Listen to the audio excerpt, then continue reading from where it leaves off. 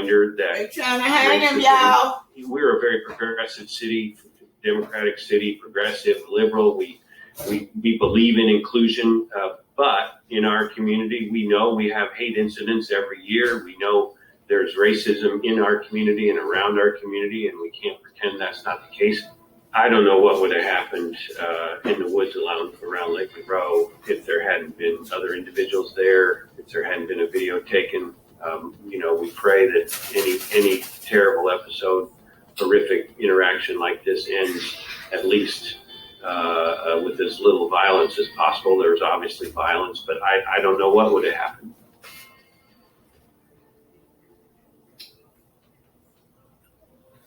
Y'all see that? That was Mr. Bond.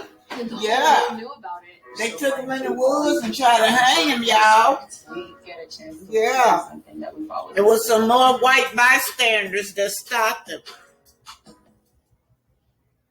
Tonight, a black man from Indiana is accusing a group of white men of attacking him and threatening to lynch him, allegedly threatening to get a noose, claiming that he and his friends trespassed on the private property on their way to a public beach. Tonight, we're learning the FBI has launched a hate crimes investigation. Here's Alex Perez. Tonight, investigations underway in Indiana after this. I'm going to tell y'all what happened. They didn't do anything to these people. Instead, the state is bringing charges against the black guy, y'all. Make that make sense. Disturbing video posted on social media showing a group of white men attacking a black man, a 36-year-old. Sorry, this was July the 8th. 2 years ago, around my birthday, y'all. I told y'all, it's tradition. It's July the 4th. That's their tradition. These are their children and their seed that's keeping this hanging tradition going. Old Vox Booker. Thank God, the men hurling racist slurs and pinning Booker against a tree. One of the gentlemen yells to his friend to get a noose. I thought these individuals were literally going to lynch me. The ordeal unfolding July 4th at Lake Monroe near Bloomington, Indiana.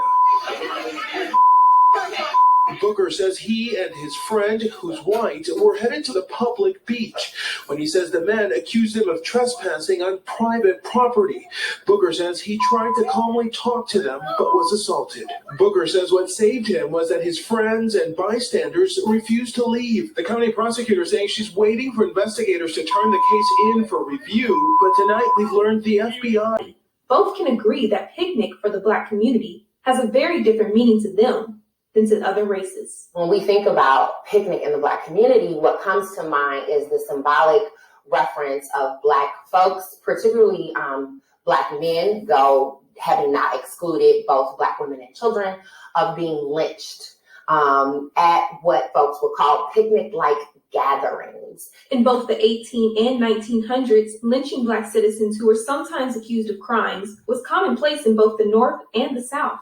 Dr. Bates says that at some of these lynchings, people would take pictures with the deceased, eat food, hang out with friends, and take body parts for souvenirs. At this ceremony, Miami University officials gathered dirt from the lynching site of a local victim, Henry Corbin.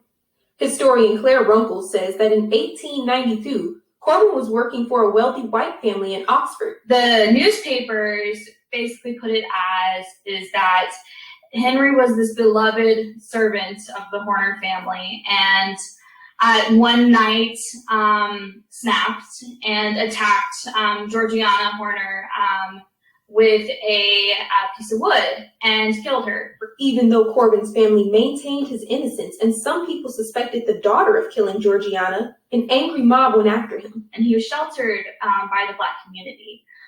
They really tried to prevent his lynching. Claire says Henry was discovered when a small boy who bought bakery rolls was caught feeding them to Henry in a shed. Henry attempted to shoot himself so the mob wouldn't hang him, but he survived. Henry was taken by the police, but then the mob took him from the jail. There was advertisements talking about this lynching as a bloody circus. They really promoted this as like a community event. And so once they placed the rope around his neck, they dragged him through the snow into the public park, where they then hung him, riddled his body with 50 to 400 bullets, and then they left him hanging there. during this time, people were collecting souvenirs. They were, collecting curios like pieces of his clothing, pieces of the robe. It was common lynchings, like the one that happened right here in Oxford, that caused some of the Black community to feel like the word picnic was offensive. But I think it needs to be a higher level of sensitivity and empathy towards people who may not be comfortable with the use of that word. Again, that was Michaela Boyd reporting. Following the discussion, Local 12 did not ban the word picnic, but we are open to substituting a different word or. Okay, you guys. So we're still in this talking about facing history and ourselves and what our ancestors went through in this country called the United States. This is called the origins of lynching. 3 or more persons, which constitute a mob, put someone to death extra-legally without court sanction, without legal sanction. Now, look at this little girl, how she smiled.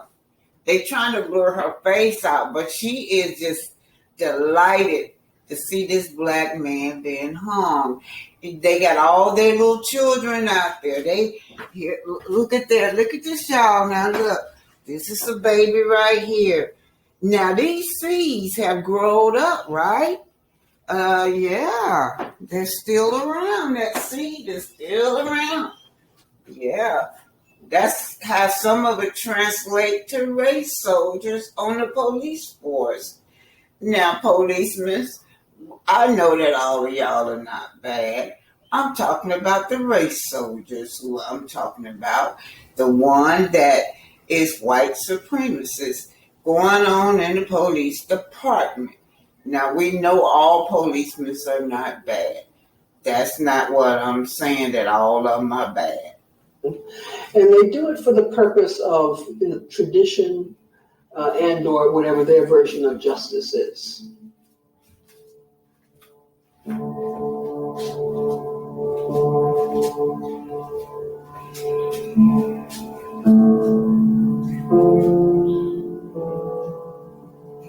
And this becomes a legal definition by the 1920s of the NAACP and their struggle, of course, against lynching and trying to make lynching a federal crime.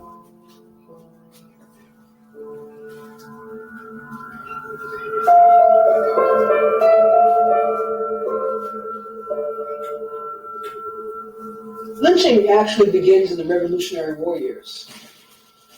And it's named after the brother of the man who founded Lynchburg, Virginia.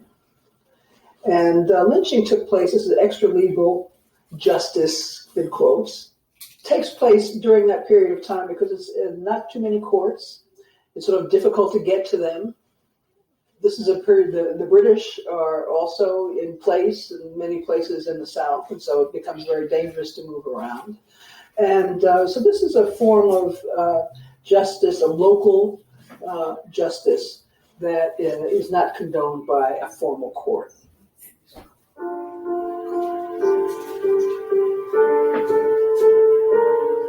It's interesting. It's not until 1886 that the number of Black lynch victims actually exceed the number of white lynch victims. So this is an American tradition that becomes racialized later for a number of reasons.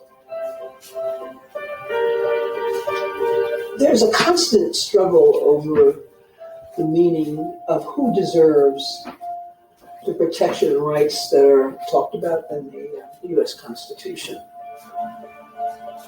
And what happens, of course, is that one of the function of a stereotype, the racial stereotype, is to show that someone is undeserving of first-class citizenship.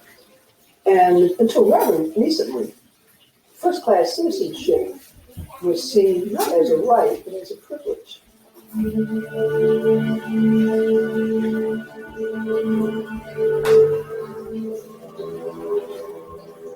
And it was a privilege accorded to those with a particular character and who lived their life in a particular way and had the honor that you are talking about. This really stymied activism because in the history, African American history, which still exists to some extent, a big conservative element that really says, if we live our life a certain way, we're going to become first-class citizens. That's what the Constitution says, but it's a privilege. It's not a right.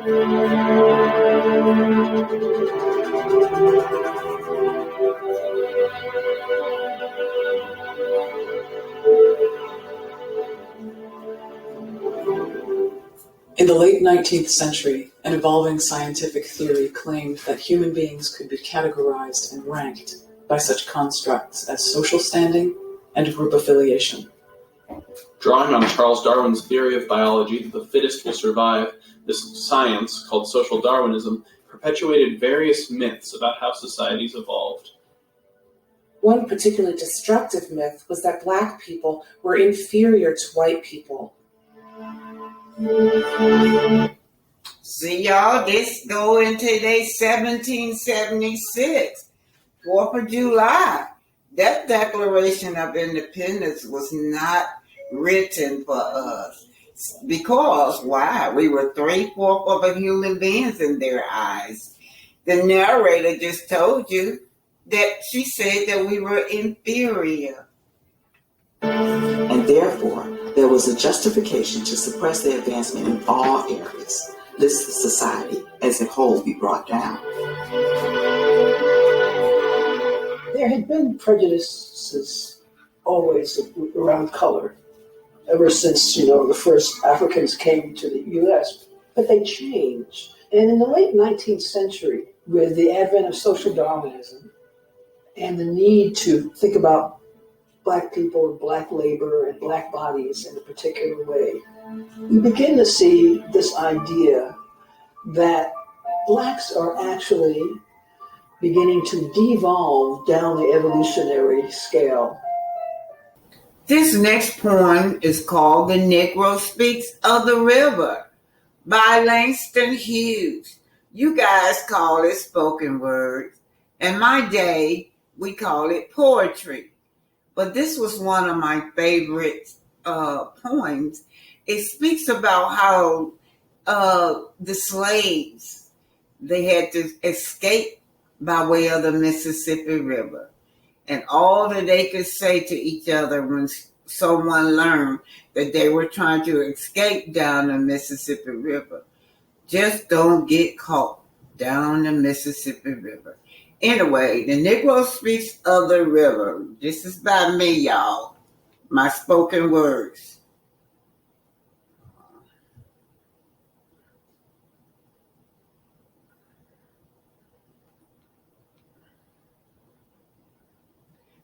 Okay, y'all. This is called The Negro Speaks of the River. It's by Langston Hughes. You guys call it spoken words. We call it poems in my day. The Negro Speaks of the River is one of my favorite poems because the slaves, he was a little boy. Langston Hughes was a little boy when he wrote, I think he was like 15 when he wrote this. But, he grew up in a time when the slaves would be trying to escape by way of the Mississippi River. Just don't get caught on that Mississippi River.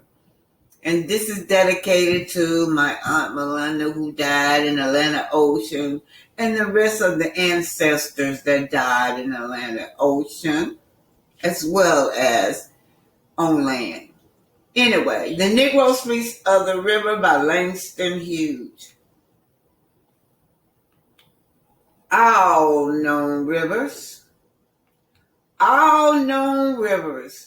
ancient as the world, and older than the flow of human blood in human veins.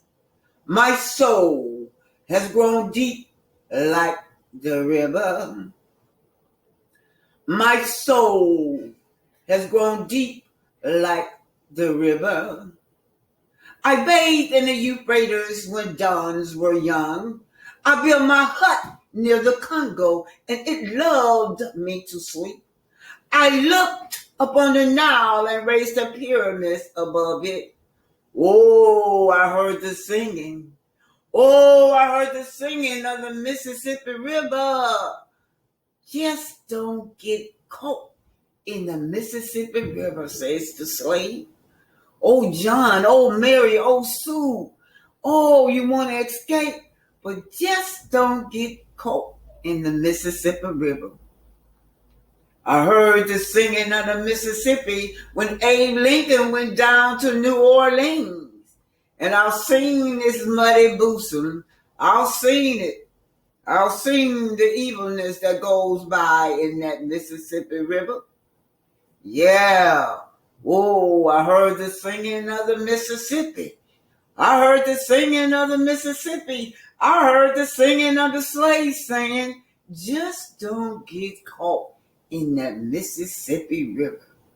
All known rivers, ancient dusty rivers, my soul has grown deep like the rivers.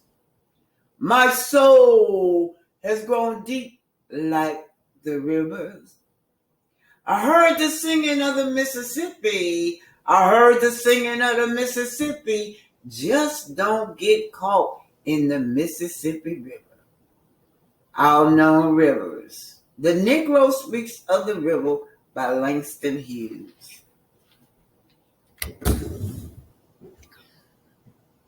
$100 million passing through the hands of Black-owned businesses. Now, upon hearing this news, I immediately thought about Jay-Z's partnership between Roc Nation and the NFL. And in the 3 years that have passed since their partnership began, can anyone actually tell you what tangible changes has come out of that partnership other than Jay-Z's company making millions of dollars off of producing the last 3 Super Bowl halftime performances? You see, in reality, that was all his partnership was about. But because he did not want to look like a sellout for doing business with the NFL, coming off of the Colin Kaepernick fiasco, he added a bogus social justice component to it to make it seem as if his partnership was about the people when it was in fact about his own pockets. But when you read the official statement that was released by the NFL at the time, it is clear as day that his partnership with the NFL was solely about his own pockets versus Ice Cube's partnership with the NFL, which is actually about putting money in the pockets of Black America. Now, what I'm going to do is read both statements, and after reading both, we'll see who's obviously about Black people versus who's obviously about themselves, but use Black people as a front. Now, let's get into the original Jay-Z Roc Nation statement first. And yes, the link to both statements will be in the description box below for you to read for yourselves. Well-funded, powerful, anti-abortion politicians like Governor Kemp want to outlaw abortion in every state. In 2019, Governor Kemp bragged about signing the toughest abortion bill in the country. We need to protect abortion access in Georgia. Sign the petition.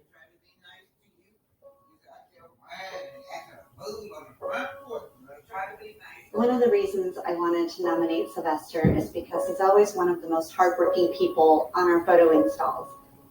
When Sylvester first started working with us, he didn't have a car. He would ride a bike, take multiple buses to get from downtown Detroit to our offices here in Troy. He was never late, he never complained. And when we finally did get a car, that car got smashed up. The real reason I want to nominate Sylvester is to get this out of our parking lot. Look at that, both sides bashed in, the hood doesn't close, doesn't have a driver's window. Sylvester's a great family man. He's got 5 kids. The littlest one was just born about a year ago. Carter is entering into a multi-year partnership with the NFL to enhance the NFL's live game experience and to amplify the league's social justice efforts. As part of the agreement, Roc Nation will advise on the selection of artists for major NFL performances like the Super Bowl. A major component of the partnership will be to nurture and strengthen community through football and music, including through the NFL's Inspire Change initiative. With its global reach, the National Football League has the platform and opportunity to inspire change across the country, Carter said in a press release. Roc Nation has shown that entertainment and enacting change are not mutually exclusive ideas. Instead, we unify them. This partnership is an opportunity to strengthen the fabric of our communities across America. Rock Nation also will work with the NFL to create and distribute content across multiple music streaming services for a variety of initiatives. Now, let's be honest. Does this partnership sound like Jay-Z is doing this for the people or for his own pockets? Listen, if Jay just wants to make money, then by all means, go ahead and do business with whoever you want to. But don't insult my intelligence with this BS social justice initiative that's nothing more than a tax write-off for the NFL because they gave a little bit of money to a couple of random nonprofits. Now let's get into the official NFL statement released concerning Ice Cube's new partnership with the NFL. The National Football League announced today its partnership with Contract with Black America Institute, an economic inclusion-focused initiative led by artist and entrepreneur O'Shea Jackson, also known as Ice Cube. The CWBA and NFL partnership enhances the NFL's dedication to increasing economic equity and partnerships with Black-owned businesses. The collaboration focuses on identifying league-wide opportunities in the financial, tech, and production sectors with a concentration in increasing direct and indirect spend to national Black businesses to help close America's racial and economic wealth gap. For more than a year, the CWBA Institute has been working closely with the NFL on identifying resources to build stronger, more substantive economic partnerships with the Black community, said Ice Cube. Our team at the CWBA, including my longtime business partner and entertainment lawyer, Jeff Quatnitz, and advisor, J. Ron Smith and Chris Pilkerton, are focused on building corporate partnerships with measurable economic growth outcomes for Black communities across the country. We believe this is a giant step in the right direction. Driven by this strong internal commitment to diversify the NFL's business partnerships with organizations like CWBA, the league has spent and allocated $125 million with Black-owned and operated businesses such as Ariel Investment, City First Broadway Bank, Cover Communications, and Fearless Technology during the last year. Our partnership with the CWBA is another reminder that partnering with intentional organizations is critical to everything we do at the league, said NFL Commissioner Roger Goodell. Black businesses play a major role in our country's economic prosperity. We understand these businesses have not always had the opportunity for exceptional growth. So we are pleased to have partners like Ice Cube and his organization, CWBA, in a continued collective push toward greater economic inclusion. Now, after reading both statements, it is more than obvious who's really about Black America and who's really about themselves. I don't really have to say much because it is painstakingly obvious after reading both statements. Now, what I want to do next is read a few passages from this Forbes article to bring more context to what Ice Cube is actually doing and how important this is. I'm glad to see Ice Cube still trying to help Black America. I remember when Ice Cube said that he spoke to Trump and he spoke to Democrat. Now, about getting reparation. Biden and Harris says no. But Trump said, yeah, he was willing to do reparation. And most of these people act like they lost their mind. And it was because it was the Republican Party that said that they would give reparation to Black America and not Democrat. So you had all these Democrats, which are 90% Blacks, just dogging this man out. But in reality, he's right. Who's going to give us reparation? You give me $1 million, I can send my own child to school. You give me $1 million, I can build my own empire. Anyway. In a statement announcing the partnership, The NFL said it would concentrate on increasing direct and indirect spend to national black businesses to help close America's racial and economic wealth gap. Now, just for clarity's sake, this specific paragraph right here is dealing with Ice Cube's actual contract with Black America. I just wanted to make that quick point clear. The contract's Sports Industry Economic Development Plan requests that sports leagues and teams hire exclusively black companies for food vendors and stadiums, including more black manufacturers, production companies, and marketing and advertisement agencies in league operations. Now, here's the important part. Jackson says he wants to add other sports leagues, including MLB and MLS, and says he's reached out to the NBA but hasn't yet received a response. More than 73% of players in the NBA are black compared to 58% in the NFL.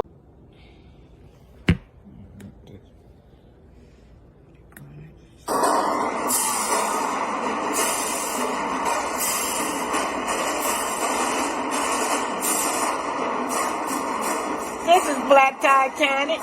Hit that like button, share and subscribe. And remember, eagles flies with eagles. All right now, hit that like button, share and subscribe.